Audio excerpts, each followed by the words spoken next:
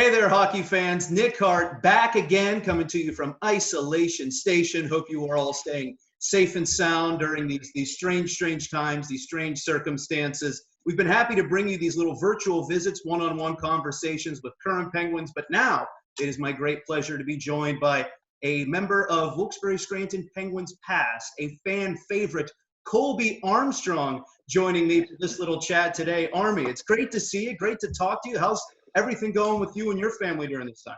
Yeah, yeah, thanks for having me on. It's going to be cool to revisit some of these old memories of, some of the best parts of my hockey time and hockey career, time in Wilkes-Barre and 15 years. Wow, time flies. But we're doing good. I have 4 kids now and we are living in Pittsburgh. So to be stuck in the house with 4 kids all under the age of 9 years old has been pretty challenging at, one, homeschooling. That is something else. And then also finding time just to get away into some space to our own, being stuck in the house as we are right now. I can't wait for summer. If we're going to be stuck in, at least give us the sun, right, guys? It changes everything, mental and physical aspects. We can all get outside, maybe ride some bikes, do some things. So we're waiting on that pretty heavily here in the Armstrong house. Yeah, exactly. Just the odd sunny day that you can get here and there. You just want to get outside and just walk around, just do something as opposed to a dreary day or rainy day stuck inside with more Netflix binges. We already have enough of that right now. You said one of the kids is homeschooling right now. Who's in charge of the lessons, you or your wife? Well, she's kind of put me on with my son who's 9. So, I mean, he's already smarter than me, which is challenging, but she's got my daughter who's in 1st grade. So, we kind of have our jobs to do and kind of get them just through the programs, what we can. Everything's online. I'm not very good. Just to set up the Zoom chat felt like it was, I climbed a mountain, but homework for, elementary school kids right now has been a blast. We're doing a blast from the past stuff here for hockey. I'm trying to rack my brain on some of the things that they're learning as kids. So it hasn't been going as good as I thought it would it would go, but we're getting it done. Hey, just getting through with what you need to get through is an accomplishment in its own right. I can only imagine the challenges that you and your wife are facing during this time. But the reason we brought you on was to talk about one of your accomplishments with the Wilkes-Barre Scranton Penguins. April 25th, 2005, the Penguins played a triple overtime game in the Calder Cup Playoffs against the Binghamton Senators, and you scored the game-winning goal in that game to perhaps salvage the team's playoff run at that time. It's been 15 years since that goal, so we want to sort of relive that game, that moment, if you will. But I got to sort of take it to the start of the story, and that's sort of going into the Calder Cup playoffs themselves. You guys get matched up with Binghamton. That Senators team was first in the division. 47-21, 7-5, 106 points. They were a machine in the regular season. You had lost 7 in a row to the Senators in the regular season, and then you have to play them in round 1. They were stacked with guys like Jason Spezza, Antoine Vermette, Chris Kelly, Chris Neal, Anton Volchenkov, Ray Emery, and net. Just a star-studded squad with the stats to back it up.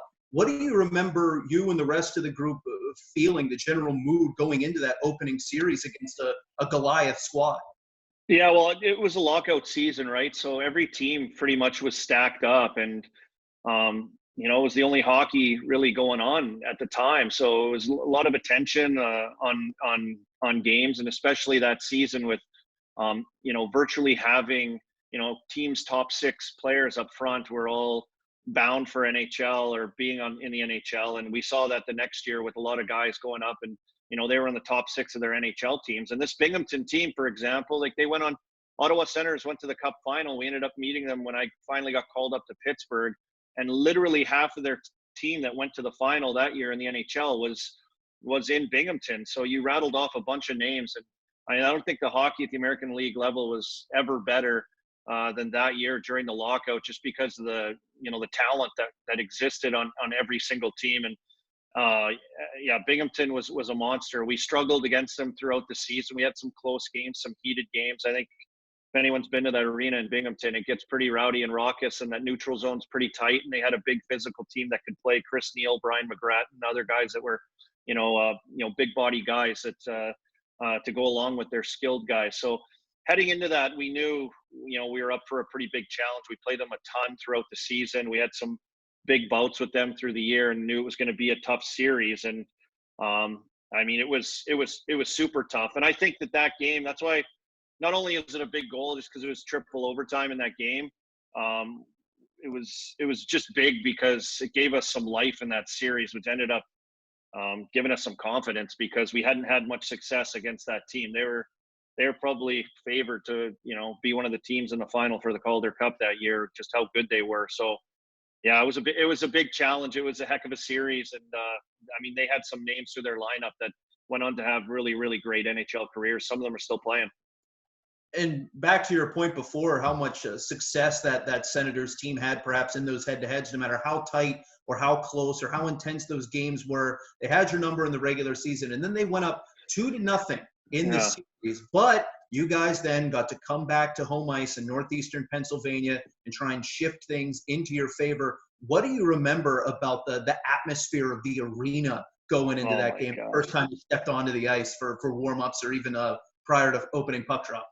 Yeah, well, there's something special about Wilkes-Barre in general, and I didn't know anything about it by getting drafted to the Penguins. I had no clue what I was coming into. Wilkes-Barre being a fairly new team, the arena being really new. I remember going to camp, and we split camp from Pittsburgh before I even, got to wear a Penguins jersey or a Wilkes-Barre jersey, and going to Wilkes-Barre for camp and driving through like dirt roads and like there was trying to get to the rink from the hotel. It was like new. It was so new, but over a few years of build up and excitement with teams and the success they had before with a Calder Cup run previous to me becoming a Wilkes-Barre Penguin, what I heard was like the fan base was crazy. The stands were packed, the rink was packed all the time, and the excitement's through the roof. So I remember just the energy of that season with the only ticket in town for hockey. If you wanted to watch, you can even get it on TV, NHL. So we were the hot ticket for sports and for hockey. And the team we had, every team, like I said, was really good, but they didn't let us down, man. The fans were insane. It was a whiteout. It was electric. It was all energy. And I'm telling you, when people talk about home ice advantage in different games and other sports, whatever, we had the ultimate home ice advantage with our fans and just that feeling in the city and feeling in the rink. It was electric. It was crazy. Best time ever. Yeah, I go back and I watch some of those highlights and game clips and things like that, and the atmosphere is just electric. Doesn't even do it justice. It is a total thunderstorm of energy the whole entire time. And you guys were able to sort of ride that energy throughout the course of the game. You were down 1-0 after one period. Then you scored back-to-back power play goals in the second period to take a 2-1 lead. And, that didn't necessarily put you in the driver's seat. We know how fragile a one-goal lead is in hockey. But after getting those power play goals, did that sort of feel like the moment where it was like, hey, we really got something here. We might be able to do this? Yeah, exactly. And we knew our backs were against the wall. And, the old saying in hockey is you're okay until you lose at home. And we kind of had that feeling at the time. We knew we were a good team and we knew we could play with them. It was just a matter of us getting some life and, to keep it close. I don't think that was what we wanted, but it just shows like the margin of error to winning and losing. Plus, I think just the mental aspect of it as well. We still had belief, like they hadn't crushed our belief. And up until that point, it was close. And we knew we had to come out with a win because going down 3-0 to a team like that was going to be a tough hole to dig out of. And I think we just kind of clung to that and clung to, making sure that we got it done on home ice. Yeah, well, it took a while to get the job done because Binghamton eventually tied it. You go through a scoreless third period and on to overtime. And then another overtime. And then another overtime. It's one of the great things in the game of hockey, a playoff overtime, and then seeing how long it can actually go down the line. But what kind of a grind is that to just go period after period, knowing, the next mistake could be the one that ends the season, or the next moment could be the one that keeps your playoff dreams alive. I imagine there's just so much going on, both mentally and physically at moments. Yeah, it's like it's scary, but it's like I guess when you're in the moment, scary. I guess sports terms of scariness. but it's also like a calm kind of scary. Like we were calm in the moment of playing, and you play all year to be put in those kinds of situations and understand like what it takes to kind of push through them and rise to the challenge, and attention to detail, and Mike Terry and bag skates to have you in shape for all that stuff, and practicing to a certain level of intensity and detailed play that kind of carries you into that moment. And once you're there, you're kind of just on autopilot with just instincts of what you're supposed to do at certain times. And obviously I think everyone was likely tired. I mean, I remember I remember feeling like fairly fresh, like not too bad. So yeah, it's weird. I think maybe some other guys felt a little differently. If I can recall the goal, I just the overtime goal, like the one guy, I think the Kavanaugh on their team, who'd been like a third line centerman type of guy for them and really good utility all around guy, big body guy, was trying to turn to go backwards on kind of a turnover. And you could just see the way he kind of turned to go to backwards. His body was like a limp noodle. Like you could tell that he was absolutely just gassed and was able to pick me up, kind of just like a little mental error almost. And, those are things that happen. So it's kind of scary to get in those situations when your body and your brain kind of fails you out of tiredness like that. But, we hope to stay on it and come out on the right side. And we were lucky to make it go and go the distance, and whatever it took, we got it done, and we did. Yeah, we'll actually break down the goal in a little bit here, but I also wanted to talk to you about sort of the intermissions between those overtimes and things like that. You talk about a group having that sense of belief that you're not out of it yet, but you keep going period after period after period. What are the guys saying to each other in the locker room after, one overtime, another overtime, things like that?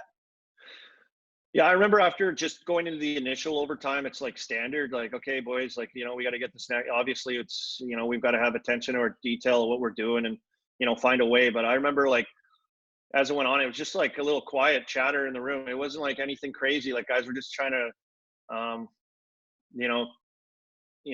gain energy and kind of just stay in the moment. And it was really like kind of a quiet calm in our room as we just kind of prepared to get ready. And I remember just the hustle and bustle of the staff, like really our staff of trainers, of trying to, get stuff for guys, whether it's oranges or food, a little bit of snacks to keep guys fueled, energy bars, whatever we had in the room. And it was more so on that side of kind of movement and panic in the room of making sure like we had all our energy drinks were filled and handing out stuff out to guys to make sure that we were kind of replenishing it during intermissions. And as the time kept ticking by, I just remember the intermissions went by fairly fast. I was like, oh, here we go again, like already, holy smoke. So and the time kept ticking by, like looking up at the clock, seeing it's like, getting later into the night and wondering like what's happening, how long is this going to go, how many fans are going to stick around for this. Was kind of some things that I was kind of thinking about at the time, was just like, holy smokes, how long is this game going to go? This is wild. I personally, even through junior hockey, and we went on Memorial Cup championship run, but we went double overtime. So that was territory I'd never been into, going into that third overtime. Yeah, but ultimately you did end it. You get the game-winning goal for the Wilkes-Barre Scranton Penguins to get them their first win in the series, win the game 3-2. But what were you thinking on that rush up the ice? There was a blocked shot by Ryan Whitney that sprung you guys on an rush. You mentioned that other guys sort of tripping up, but what can you really remember in your mind's eye about that play developing? Yeah, I just remember a quick transition. I don't know how it got into Beachy's hands, really. I think a Volchenkov shot, and Witt blocked it with his shins, like top of the circle. It's kind of like it's kind of like a long range shot, and just a quick transition. And I don't know, like just, typical, like what you learn when you're a kid, middle lane drive type of thing. And I think we had some numbers up ice, and I felt fairly fresh and kind of waited. The puck was in Beachy's hands, who's, a really crafty player. He's a really smart, good player. I love playing with him, and he's got great touch too, and he can find you. So I knew if I could just get to that back post and beat my guy to the back post, like Beachy could lay a nice pass to me, hopefully, and it could work out. I just kind of put my head down and drove to that back post and picked my head up at the right time to catch Beachy kind of slowing down and drawing guys, this play to slow down a little bit. Just really crafty, smart play. And, with his passing touch in his hands, just laid like a perfect little flop sauce pass right on my tape back door. Like it was like perfect on my tape, and Emery dropped. The guy that was supposed to check me up was kind of, like I said, like a limp noodle trying to stay with me, to turn backwards, and he kind of flailed to dive to get a piece of the pass, and it just landed on my tape. I just touched it right in the wide open net. I mean, those are things that like we worked on all the time, like every day in practice, like drills with like Mike Yo and all these things all the time with extra after practice, just driving to that back post and those touch passes. You know how many goals I missed probably during the year? Like, if you can do what I did in triple overtime, I probably have like 5, 6, 7, 8 more goals during the year. Those little one touches that you just don't get enough of, and you miss the net with it, or you kind of get a little too much of it and put it back through the crease to the other side. So maybe I was just tired enough that my touch was just perfect, and the pass was right on my tape. It was perfect. And I really didn't even know what to do on the celebration. I was kind of like more in awe that it happened, that we ended the game, and I couldn't believe it was me. And I got some grief after that, actually, from Beachy, because he thought I was going to celebrate with him and give him a hug, and I kind of burned by him. I burned right by him in the corner, right to, yeah, I don't know. I think the look on my face says it all. You can see in the celebration right into the arms of Elaine Nazardine, one of the biggest beauties on our team and awesome leader. So, yeah, man, that was one of the best goals I've scored probably in my career. It's up there, top 3 for sure. And obviously massive implications, because it gave us life. It gave us a massive boost in that series and the energy we needed. And obviously you talk about the crowd and the city was electric from that. And it was almost like we couldn't lose after that. Early open ice beach. Headmans it to Colby. Colby's going to be onside. Colby shot, he flubbed it. It bounced right when he was about to go, and that's going to happen. Binghamton comes right back. Charlie Stevenson, nice tap still. Now here's Volchenkov gambling. Volchenkov has a chance. His shot is blocked by Whitney. Beach leads a 3-on-2 with Armstrong. Chris Beach is onside. Backdoor, Colby Armstrong scores! Armstrong scores! Armstrong scores! The Penguins win in triple overtime. The longest game in team history. And we got a series now, baby.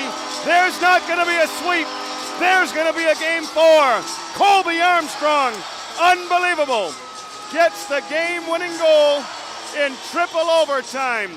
The longest game in team history.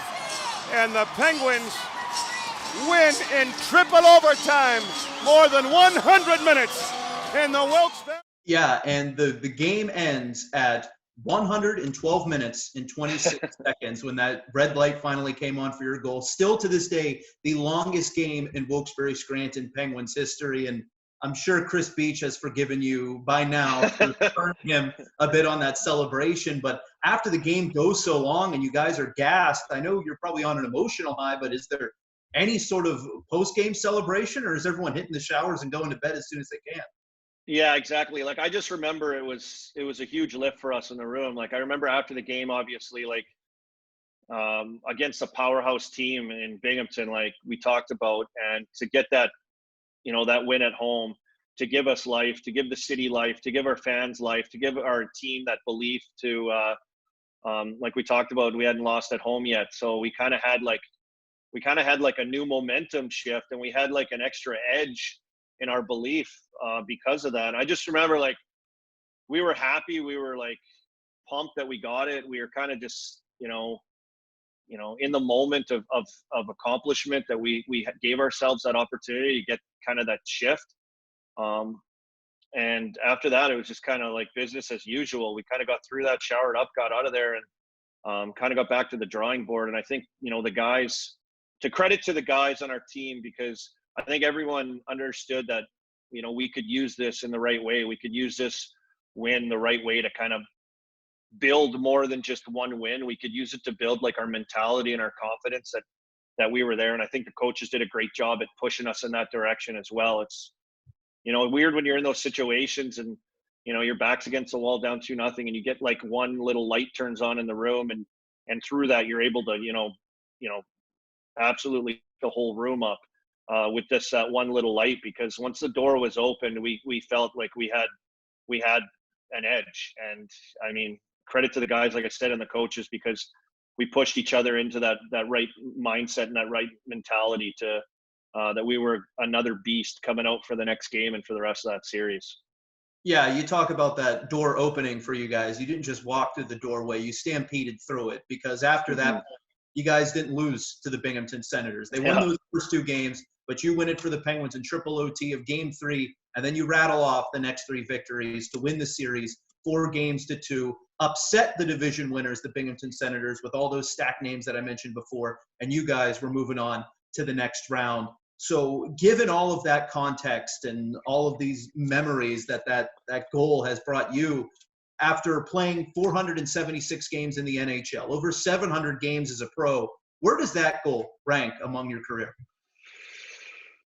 I said top 3. I would say top 3. I was able to score a game-winning goal in a gold medal game for Team Canada World Championships. We won against Finland 4-3 or 4-2, and my goal was a 3rd goal, which ended up standing up as a game-winning goal. But it was the only goal I scored in that tournament, so I put that up there probably as my number 1 goal. I think just as far as memories go as well, the outdoor game against Buffalo in the first Winter Classic game, I ended up scoring the first goal of that game, which was really cool. And I scored it like in 19 seconds or 21 seconds of the game. It was crazy. Just the scene, really the first Winter Classic to be done as well, and to score quick like that stands out pretty big in my memory. And then I'd have to put that goal right there. And another goal that I scored that was pretty big for myself as well was double overtime. I scored double OT in junior, which is a funny story because we had a good team. We went on to the Memorial Cup. It was our second round series against the Calgary Hitmen, against Chris Beach and the Calgary Hitmen. And I scored, and you can go look it on. It's pretty cool. I scored on a wraparound goal. The goalie went for a poke check on one side of the net. I took it around the net and tucked it in out of the reach of a Chris Beach poke check to get me on the backdoor side of the net. So a massive rivalry, Red Deer and Calgary in junior, became me and Chris Beach a few years later hooking up for a triple overtime winning goal in the playoffs a few years later on the same team, which is pretty cool, for me, just in my career, looking at how small the hockey world is and how funny things kind of change. Enemies one day, teammates the next day, and one of the best goals I scored in my career for sure. And he was the guy that set it up. Yeah, even though he put that one on a rope for you still couldn't celebrate. Yeah, he's probably, if he watches this, I'm sure I'll get a text message from him. I still stay in touch with a lot of those guys, and Beachy was one of those great teammates. I remember hearing about it from him, like, man, it is typical Chris Beach way with his little laugh, giving it to me like, you blew by me, man. That's brutal. Like, making me feel guilty. But that lockout season, like, to put kind of a bow on it, was unbelievable. Like, just the guys that we had, the team we had, the fun that it was. Like, we had guys from Pittsburgh, like management from Pittsburgh down at most of our games, especially that playoff run.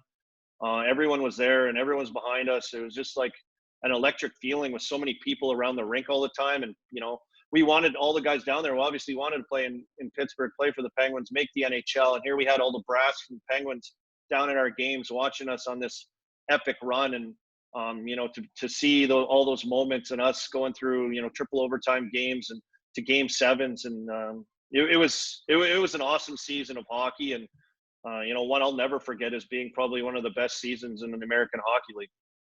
Yeah, it sort of set the stage for your ascent in your career because you sort of nailed down a spot in the National Hockey League after that. But a magnificent moment for you, that triple overtime game winner against Binghamton, a magnificent moment in team history, once again, still the longest game in Penguins history, and they ended up with the W thanks to Colby Armstrong. Army, I can't thank you enough for taking the time out of your day and giving the kids a little bit of a recess from homeschooling to have this chat with me. Yeah, we kept them quiet. We kept them out of the room here, which is a miracle. And it's great to reminisce and remember some of these great moments and talk about one of the great spots that I got to experience through my career in Wilkes-Barre and playing for the Penguins American League team, and thinking about all the guys I played with and those memories of just that rink and how it was rocking. And I'll be telling my kids about some of those things. And thank goodness YouTube exists, because we can always pull it up and show them. And at the same time, unfortunately, YouTube exists because I noticed you guys keep showing Chasing the Dream clips and embarrassing me on social media. But that stuff is living forever, apparently. It's living forever. What are you talking about? That stuff's great. Everyone loves Chasing the Dream. You're telling me you don't? I love it. It was great. I was like 19, 20. It's funny looking back at some of that stuff. And You know, how you kind of came in and I sit back and go, what was I thinking? What am I doing? What am I, and also like, what am I wearing? Oh my goodness, like the worst clothes ever. But it's, as I said, yeah, best time of my life, honestly, in hockey. One of the best times is in Wilkes-Barre, and the community there is near and dear to my heart. And I go back every summer. I try to get back there, married a girl from there, and visit family and see everybody. So hope to get back real soon once this is all done, said and done with, and get back there and say hi and see some people, some familiar faces. Sounds good. We'll save you a seat, Colby. All right. Appreciate it. Thanks so much. Thanks again. Yeah. Appreciate it, guys.